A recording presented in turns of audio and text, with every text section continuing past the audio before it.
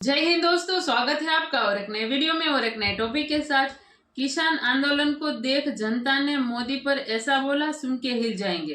PM Modi Lok Sabha election 2024। तो चलिए दोस्तों वीडियो स्टार्ट करते हैं। आशा करेंगे पसंद आएगा और पसंद आए तो लाइक और शेयर जरूर से कर दीजिएगा। तो चैनल पर पहली बार आए, सब्सक्राइब नहीं किया तो सब्सक्राइब जरूर से कर दीजिए। चलिए स्टार्ट करते।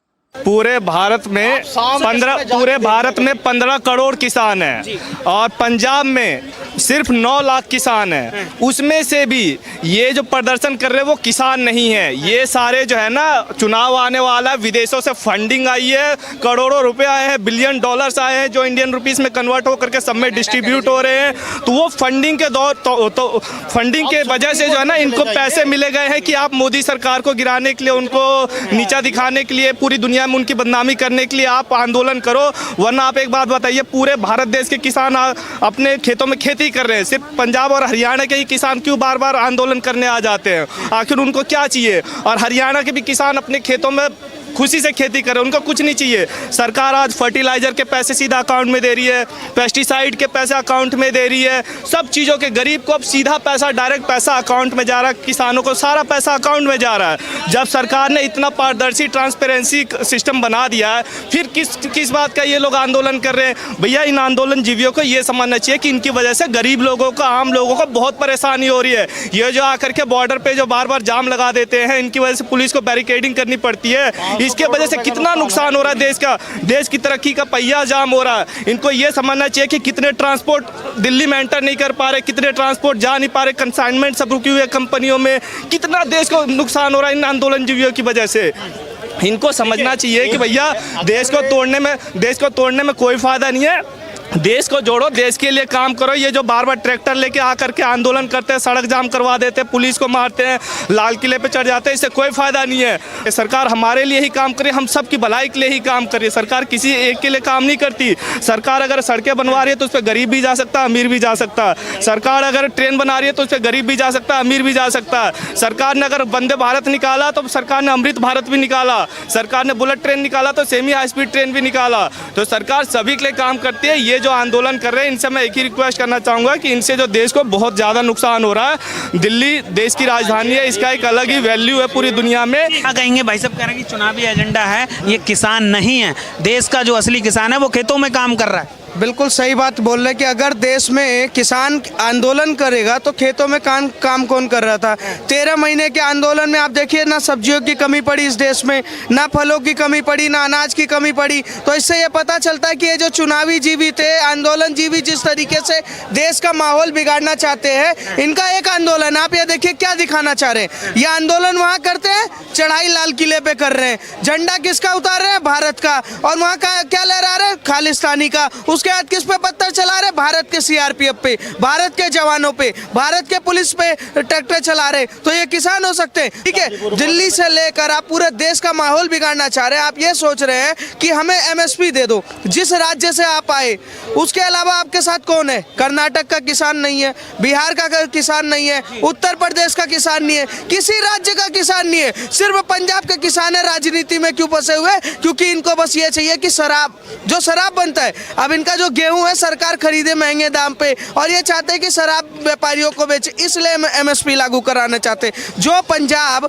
किसान में नंबर 1 चल रहा था पूरे वर्ल्ड में, पूरे देश में, आज वो 4थे नंबर पे आ चुका है। जो मध्य प्रदेश 8वें 9वें नंबर पे था, आज देश में पहले नंबर पे आ चुका है। तो इससे ये पता चलता है कि जो किसान ही थे, जो किसान कर रहे थे, जो देश के लिए काम करना चाह रहे थे, वो काम कर रहे हैं, और जो देश को तोड़ना बटोरना इन सब में लगे पड़े, वो ऐसे ही आंदोलन करते रहेंगे। आप इनको किसान नहीं मानते जो धरने पे बैठे? मैं बिल्कुल किसान नहीं मानता। अगर किसान होते तो इस देश में अफरा तफरी आ जाती, महंगाई सब कुछ आ जाता, पर ऐसा कोई भी नहीं। आप बताइए कि ये 13 महीने तक किसान बैठे थे, क्या इस देश में अनाज की कमी पड़ी? आपको आटा जो 30-32 रुपए किलो मिल रहा था, क्या वो 50-60 रुपए किलो पहुंच गया था? क्या जो सब्जियों का रेट था, क्या वो 100-150 रुपए पहुंच गया था? क्या नहीं। इन 13 महीनों में इन्होंने क्या किया? पिकनिक मनाया, काजू खाए, बादाम खाए, महंगे महंगे ब्रांड के शराब पिए। क्यों? क्योंकि इनको क्या है कि मोदी का ग्राफ गिराना है।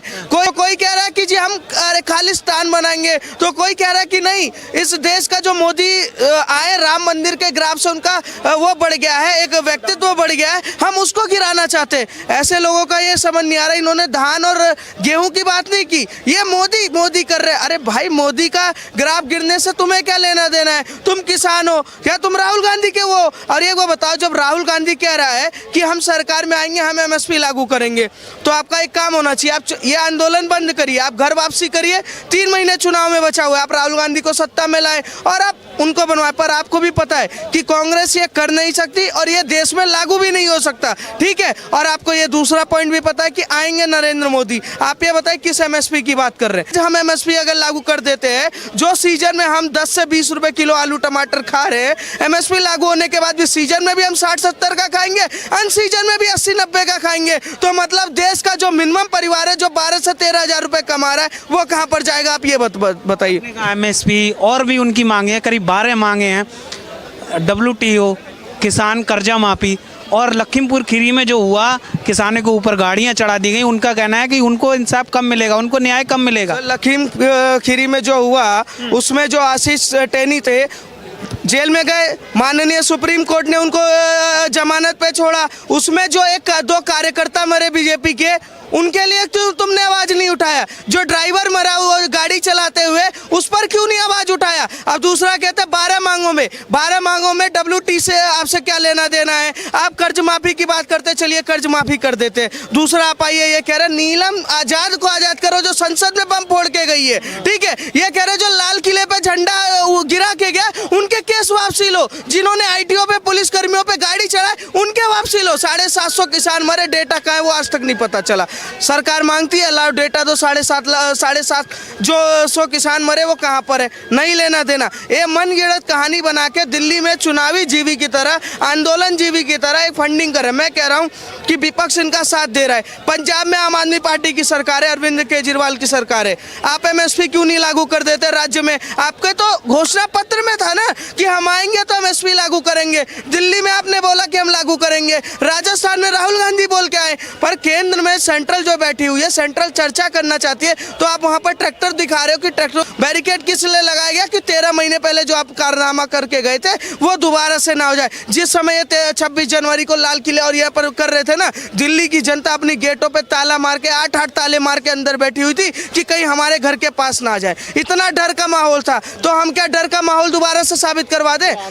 ये क्या है कि आंदोलन किस लिए करना चाहते हैं कि चुनाव में थोड़ा बहुत सीट मिल जाए। पर मैं जानकारी के लिए बता दूं, सीट तो छोड़िए, जो है भी वो भी जाने की तैयारी में है। जाने की तैयारी बिल्कुल। लोकसभा में हैट्रिक लग रही है भाजपा सर। 400 प्लस के साथ प्रधानमंत्री मोदी जी ने बोल दिया और आत्मविश्वास के साथ उन्होंने बोला है कि 400 प्लस के साथ आएंगे। जिस दिन दोबारा से प्रधानमंत्री नरेंद्र मोदी शपथ लेंगे ना, इस देश में अपने आप पता चल जाएगा उन लोगों को जो देशद्रोहियों की तरह कि कह रहे थे भारत तेरे टुकड़े होंगे, जो आतंकवादी, ये सब, इन पे लगाम दोबारा से लगेगा और ऐसा लगेगा बड़े फैसलों का माहौल होगा। अभी तो 370 हटा, राम मंदिर बना ना, अब आप देखिए कि तीसरे ट्रम में क्या होता है। इस देश का पूरा कायाकल्प होगा। जो हम 2047 का बजट लेके चल रहे ना कि विकसित भारत, वो 2029 तक हम पूरा करेंगे। अच्छा, सभी पार्टियां दावा करती हैं अपनी अपनी जीत का कि इतनी सीटें हम जीत रहे हैं। आप क्या देख के बोल रहे हैं 400 सीटें?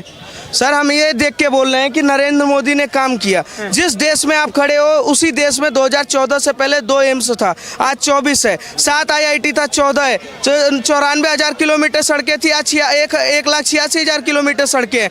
नरेंद्र मोदी की सरकार में डबल से ज्यादा काम। आप 12वीं अर्थव्यवस्था पे थे, आज 4थे पे। $1.5 ट्रिलियन की इकोनॉमी $4.5 ट्रिलियन की इकोनॉमी हो गई। आप आगे बढ़ते जाएंगे तो नरेंद्र मोदी ने क्या किया? 370 जो कोई हटाने की बात नहीं करता था, मोदी जी ने एक झटके में हटाया। राम मंदिर बना, पूरा देश दिवाली मना रहा है। तो इससे पता चल जाइए कि जब देश का सेवक एक हिंदू होगा, जो देश का सेवक हमेशा संत बन के देश की सुरक्षा, देश की रक्षा के लिए काम करेगा, तो वैसे ही करेगा। आप ये देखिए कि ये चाहते हैं कि अगर किताबों में जब तक ये बाबर, अकबर, औरंगजेब, गौरी खान पढ़ा रहे थे, तब तक ये देश सेकुलर था। जिस दिन नरेंद्र मोदी की सरकार आई और उन्होंने गलती से राम पढ़ा दिया, कृष्ण पढ़ा दिया, देश की संस्कृति बता दी, तो यह देश असेकुलर हो गया। तो हमें ऐसा ही प्रधानमंत्री चाहिए कि जिसको आप अनपढ़ बताते हो फिर भी वो इकोनॉमी ऐसी चला रहा है कि आज अमेरिका भी नरेंद्र मोदी का रेड कारपेट बिछा के इंतजार करता है कि मोदी जी आ रहे हैं, सिक्योरिटी टाइट कर दीजिए, ठीक है। और पूरा 26 के 26 आप कहीं भी चले जाइए, नरेंद्र मोदी के आने के बाद रुपए का वैल्यू भी बढ़ा है। आप ये देखिए कि यूपीआई आज 17 देशों में मान्य है। अबू धाबी गए ना, अबू धाबी में मंदिर बना, यूपीआई वहाँ एक्सेप्ट हुआ। उसके बाद आप चले जाइए अमेरिका में वो अर्थव्यवस्था पे आप देखिए कि जो अमेरिका भारत के प्रधानमंत्री को ऐसे देखता था कि भैया ऐसा ही है वैसा ही है, बूढ़ा दुल्हन है, आज नरेंद्र मोदी से मिलने के लिए खुद वहाँ का राष्ट्रपति वेटिंग फॉर वॉच करता है कि मोदी जी आएंगे और देश कुछ हमें समझा के जाएंगे। तो ये नरेंद्र मोदी की स्थिति है कि जिस वीटो पावर की बात करने के लिए डरते थे, आज नरेंद्र मोदी के लिए वीटो पावर के लिए पूरा देश लगा पड़ा, पूरा विश्व की भारत को मिले। जिस अरुणाचल प्रदेश के बॉर्डर पे जाने के लिए प्रधानमंत्री अपने यात्रा रद्द कर देते थे, उस अरुणाचल प्रदेश से लेकर चीन के बॉर्डर तक प्रधानमंत्री मोदी ने अकेले ही वहां तक की सड़कें सटा के दे दी कि सेना लड़ाई लड़ने के लिए जाए तो हमारे हथियार ऐसे जाए कि बस चीन के पानी और पसीना आ जाए। ये नरेंद्र मोदी की ताकत है, ये नरेंद्र मोदी की ताकत। आप भाई साहब, मैं किसान का लड़का हूँ, मैं किसान का लड़का हूँ, घर परिवार छोड़ करके, माँ बाप छोड़ करके आया हुआ नौकरी कर रहा हूँ, ठीक है। और शनिवार संडे जाता हूँ घर पे तो बाप पौला थमा देता हूँ, कालू खिलता हूँ। मैं किसान का लड़का हूँ भैया, मेरे पास इतना समय नहीं है। मैं नरेंद्र मोदी की सारी योजनाओं से संतुष्ट हूँ और सरकार के सारे नियमों से मैं संतुष्ट हूँ। सरकार जो भी ला रही है सब हक की जनता के फैसले में आ रही है। देश में नरेंद्र मोदी की दोबारा जो सरकार बन रही है वो देश के जनता वासियों को जागरूक करने के लिए पर्याप्त है, किसी को कहना नहीं है, ठीक है। जो जो योजनाएं चल रही है सरकार की तरफ से वो सारी योजनाओं से लोग लाभान्वित भी है, संतुष्ट भी है, लाभान्वित भी है, संतुष्ट भी है।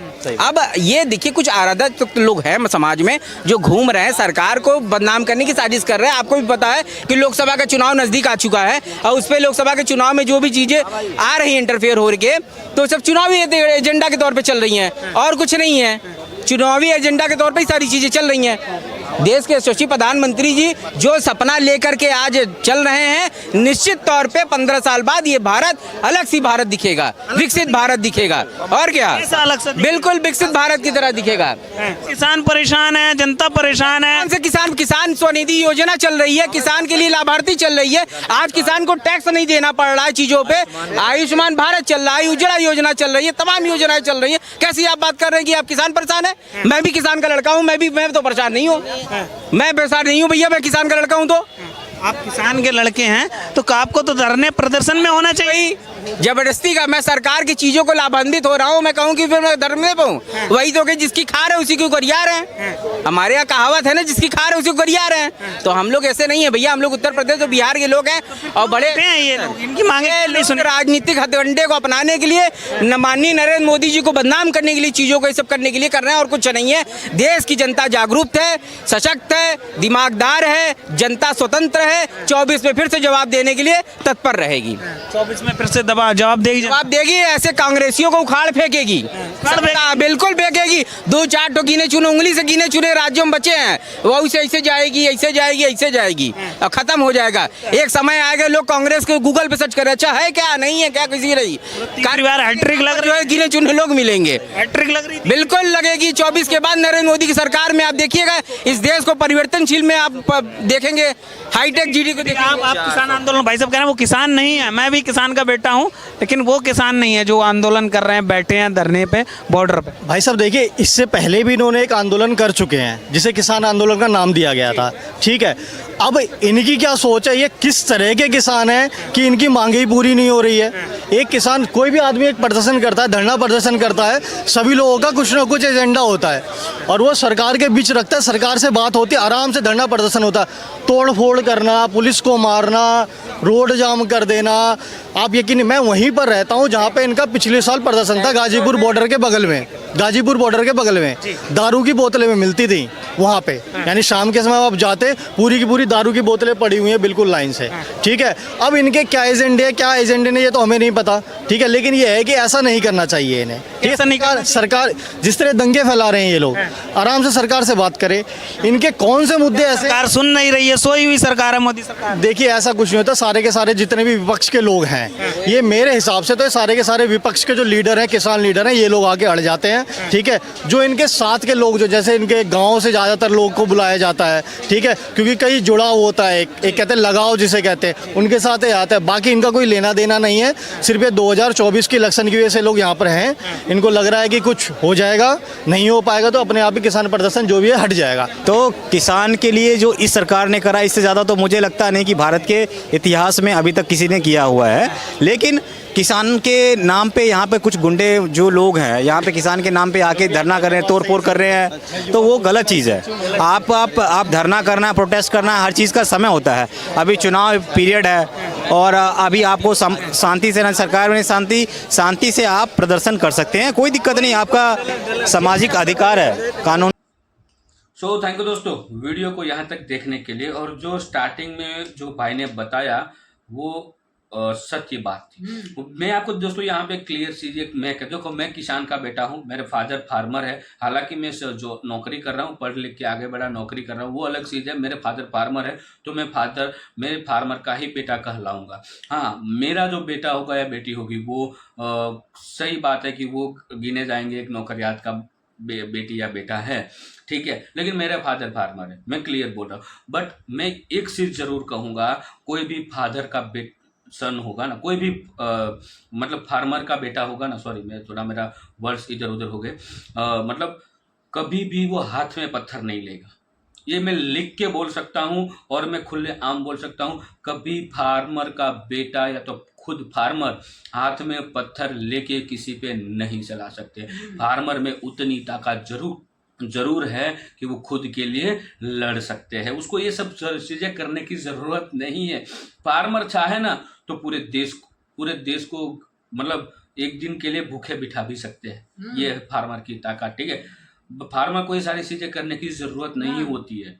और यहाँ पे देखो ये प्रोटेस्ट चल रहा है ना, ये प्रोटेस्ट पहले भी था। जिस प्रोटेस्ट में तकरीबन उसके कुछ 4 मुद्दे थे, उन 4 मुद्दों में से 3 मुद्दे हैं वो सॉल्व हो चुके थे। एक मुद्दा रह गया था, वो था एनसीपी का ऐसा कुछ जो स्कीम होती है ना सरकार की ओर से, जो सब्सिडी मिलती है फार्मर को, उसके बारे में। तो भाई वो चीज़ है ना समझनी बहुत ज़रूरी है। उसमें हमारा जो देश है, जो पूरा इंटरनेशनल एक कमेटी है उसमें शामिल है और उस कमेटी का जो रूल्स एंड रेगुलेशन है वो फॉलो करना पड़ता है। उसमें क्लियर लिखा है, क्लियर वर्ड्स में लिखा है कि इन कमेटी में रहना है। तो आप फार्मर को एवरी जो भी वो पैदावार करते हैं उस पैदावार में सब्सिडी नहीं दे सकते हो, ठीक है। और यदि हमारी सरकार सभी पैदावार में सब्सिडी देने लगे तो भाई खाने के लाले पड़ जाएंगे, ठीक है। कोई नहीं जी पाएगा, समझ लो देश ही नहीं चल पाएगा, क्योंकि हमारा देश जो है वो खेती प्रधान देश है और बाकी रोजगार खत्म हो जाएंगे। ये सब कुछ समझना जरूरी है। और ये जो प्रोटेस्ट चल रहा था ना, उसमें मैंने कहीं पे भी एक भी बंदे को जो फार्मर होता है ना वो देखा ही नहीं है। कोई फार्मर नहीं देखा मैंने। फार्मर कभी, आप ही बता लो पहली बात कि क्या फार्मर कभी पत्थरबाजी कर सकते हैं? मैं देखो मैं फार्मर के साथ हूँ। मैं ऐसा समझो मैं खुद ही फार्मर हूँ, क्योंकि मेरे फादर फार्मर है, तो मैं कभी उसके खिलाफ नहीं जा सकता हूँ। लेकिन मैं इतना जरूर कहूँगा, कुछ भी हो जाए मैं कभी सरकार के ऊपर पत्थर नहीं चला सकता, क्योंकि देश हम चलाते हैं, फार्मर चलाते हैं। पूरा देश खेती की वजह से चलता है। अभी फार्मर ही नहीं होंगे तो हम क्या खाएंगे भाई, देश कैसे चलाएंगे? तो ये बोलते ना अन्नदाता, फार्मर को अन्नदाता बोला गया। तो ये अन्नदाता कभी किसी के ऊपर पत्थर चला सकते हैं क्या? इनको इतना टाइम भी नहीं होता कि इतना लंबा प्रोटेस्ट करें। उसको एक दिन का मतलब गैप हो जाता है, फिर तो फसल खराब हो जाती है भाई, प्रॉब्लम आ जाती है आगे। एक दिन भी फसल में पानी लेट जाता है तो क्या दिक्कतें आती है वो फार्मर को पूछो। तो ये मत समझो कि सारे वहां पे ये पूरा का पूरा जो फंडिंग है दोस्तों, छोटे मुंह बड़ी बात बोल रहा हूँ लेकिन मैं सही बोल रहा हूँ, ये खालिस्तानी है लोग। और वहां पे आपने देखा एक पोस्टर लगा था, मैंने ट्रैक्टर पे देखा था, मैं उसका नाम भूल गया हूँ, कुछ सिंह क्या नाम था, वो ट्रैक्टर पे लिखा था और पीछे कुछ येलो कलर का बैकग्राउंड था, ऐसे फोटोज लगाया था ट्रैक्टरों पे। उस जो फोटो था उसमें जो बंदा था वो प्योर खालिस्तानी है, कन्नडा रहता है, कन्नडा, ठीक है। और पन्नू का लट्टू है वो, समझ लो मेरी बात। ये सब कुछ वो करवा रहा है, वो पन्नू करवा रहा है। रीजन यही है कि उसकी पैंट हो चुकी है गिल्ली मोदी जी के डर की वजह से। और अभी इलेक्शन बिल्कुल। आने वाले हैं। और इलेक्शन आए तभी फार्मर को हाँ, प्रोटेस्ट करना था भाई। हम्म, इतने 5 सालों से या 10 साल 5 साल हो चुके हैं ना वो आगे प्रोटेस्ट था भी हुआ उसका। था जब तभी ऐसा ही था, इलेक्शन बिल्कुल। आने वाले थे हाँ, तभी। जब इलेक्शन देखो उस समय जो भी प्रॉब्लम था, बहुत सारे प्रॉब्लम थे, तो उनमें से कई सारे प्रॉब्लम था वो मतलब सॉल्व आउट कर दिए गए थे, लेकिन जो प्रॉब्लम एक बाकी था वो था सब्सिडी का। तो सरकार यार हर एक चीज में सब्सिडी देगी तो देश कैसे चलेगा भाई? हमारे देश में की सुरक्षा करने के लिए हमारी फौज जो लगी हुई है उसको सैलरी कौन देगा? कितनी सारी गवर्नमेंट कंपनियां हैं कि संस्थाएं हैं जो उनको सैलरी कहाँ से मिलेगी? उसको सैलरी हमारे पैसों से जो हम कमाते हैं, उनके जो हम टैक्स के रूप में पे कर रहे हैं, उससे तो उसको सैलरी मिलती है, और वही सारा टैक्स सब्सिडी में चला जाएगा तो क्या बचेगा? ये सोचना बहुत जरूरी है। लेकिन एक चीज अभी भी वीडियो के एंड यहाँ पे कर रहा हूँ, लेकिन लास्ट में जरूर बोलूंगा कि फार्मर का बेटा कभी पत्थर नहीं चला सकता, बस दैट्स इट। मैंने ये जब ये पत्थर वाला सीन देखा ना, तब से मैंने बोल दिया, तब से ही मैंने डिसाइड किया कि ये कोई फार्मर है ही नहीं, क्योंकि अन्नदाता कभी किसी को नुकसान नहीं कर सकता। अन्नदाता हमारा पेट भरता है, ठीक है, वो पेट में से बहुत कुछ निकालता नहीं, क्योंकि फिर तो अन्नदाता कैसे बन सकता है? तो ये सारा है ना प्रोपेगेंडा चल रहा है। 1 महीना तक ऐसा सब कुछ रहने वाला है। ये सारे देश विरोधी कार्य जो लोग करते हैं ना, उन लोगों की ये फंडिंग आ रही है। जैसे फंडिंग खत्म हो जाएगी, ये खत्म हो जाएगा, इसमें इतना टेंशन लेने की जरूरत नहीं है। हालांकि नुकसान बहुत होगा इससे, हाँ, बहुत बहुत ही नुकसान हो होगा, रहा है। करोड़ों रुपए का नुकसान होगा, क्योंकि दिल्ली में हो रहा है तो वहां से जो डेली के रोजमर्रा के जो सामान की आयात निकास हो रही है, उसमें बहुत ज्यादा देरी हो रही है, उस वजह से बहुत ज्यादा लॉस्ट होगा, ये तो पक्का है। लेकिन जल्द से जल्द खत्म हो जाए तो अच्छी बात है। बाकी सरकार उसके ऊपर आएगी तो फिर आपको पता है रिजल्ट क्या होने वाला है। तो बाकी दोस्तों वीडियो कैसी लगी कमेंट में लिखकर आप हमें जरूर बताइए। फिलहाल हम आपसे विदाई ले रहे हैं, लेकिन मिलते हैं और एक नई वीडियो में आपके साथ। टिल देन जय हिंद, जय भारत।